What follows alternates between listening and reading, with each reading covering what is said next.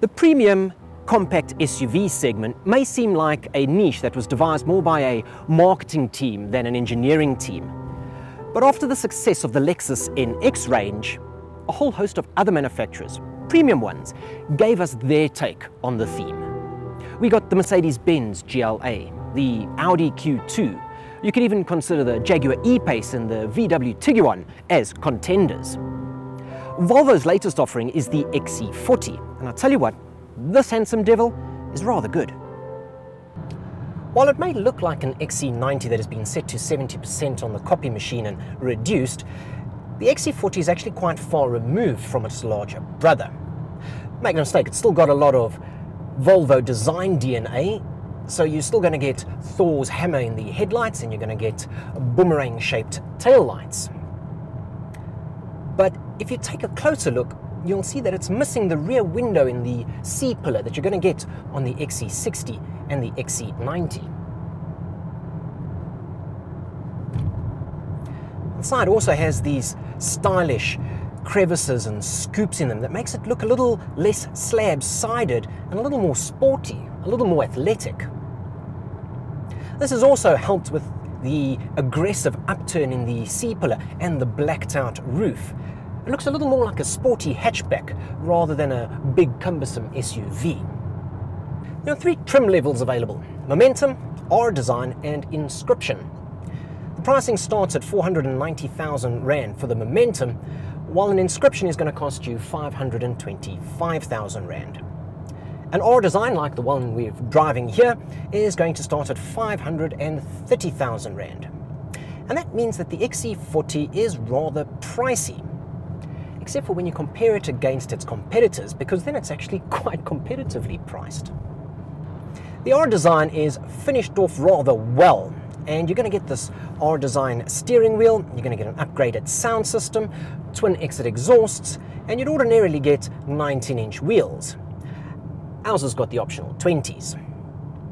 But as is to be expected, you can also spec a whole host of options and truly customize your XC40 to be the vehicle that you want it to be. By adding in the R Design support pack, you're going to get Harman Kardon sound. You're also going to get a power tailgate. You're going to get a 360-degree camera with blind spot assist and park assist pilot. It also bundles in the lauded IntelliSafe system. This is Volvo's semi-autonomous driving system that uses a system of cameras, GPS sensors and infrared sensors to help regulate your speed and to help keep you between the lines. Now, I wasn't too impressed with the system in the Volvo V60 Cross Country. That was the slightly older system, and this has got the newer system. That old system, I found it to favor the left-hand line too much, and it had a tendency to bounce between lines. This was much to the delight of the traffic in and around me, and try explain that to the police that thinks you've been drinking. Now, the new system is supposed to be better, and while it is a little, it's still not quite as good as the systems you're going to get in the BMW offerings. The Sensus Connect system replicates a large tablet here in the center, and this is your infotainment, this is your main command center. And it's a little tricky to use, but once you've got it figured out, you realize that it's actually quite a powerful system. And the XC40 has support for Apple CarPlay, and down here at the bottom there's a small cradle, and that's going to offer you wireless charging. And all this wireless technology shows that the XC40 is geared towards the younger customer. Space is respectable for a compact SUV. Don't worry, IntelliSafe. And there's storage space all over the place, and it's very, very clever. It's all done in a very suave Swedish way, and that's the one thing that the Germans still can't do. They can't design an interior as stylish as this. We're driving the D4, and it's powered by a 140 kilowatt and 400 Newton meter four-cylinder turbo diesel. Sends the power to all four wheels through an 8-speed automatic gearbox, and for the most part it's a very good gearbox, except for when you exit a corner, because then there's just a moment's hesitation as it selects the right gear. Not the end of the world. On the open road, once you're moving, you hardly even notice that there's a gearbox there. It's quite good.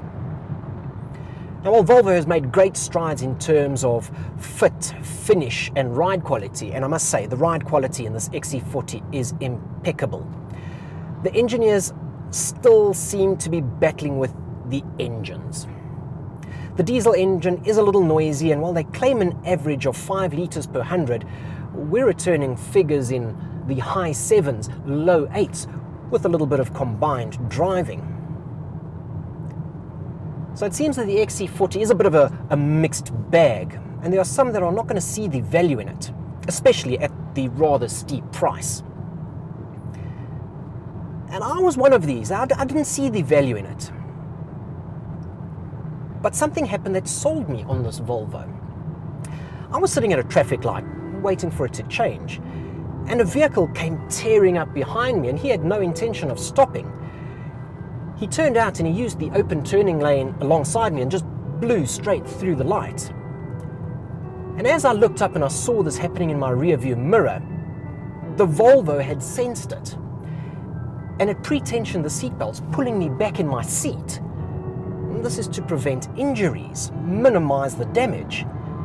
And it was then that I realized that you don't buy a Volvo for the things that you interact with on a daily basis in each and every drive.